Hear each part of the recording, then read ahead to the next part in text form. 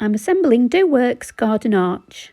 It costs £40, so a step up from the cheapest chips £10 ones that you can buy that are good enough for a year or two, for your beans or your sweet peas. But I picked this one because my garden's not established enough yet for me to decide a permanent position for a more expensive fancy arch. Hopefully this will last for a few years. It's from Amazon, 3 foot wide by 7 foot.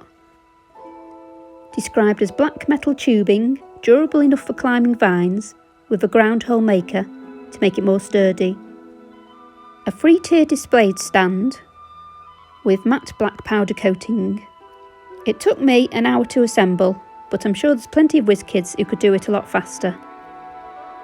I had to undo a few screws when I got to the end, but it was easy enough to reattach. I'm not sure where I went wrong, but it was easy enough to assemble. And apart from one of the attachments facing the wrong way, everything seemed in working order. It's a bit wobbly, but looks pretty, and fingers crossed it stays upright. Time to go and plant my clematis. Bye bye.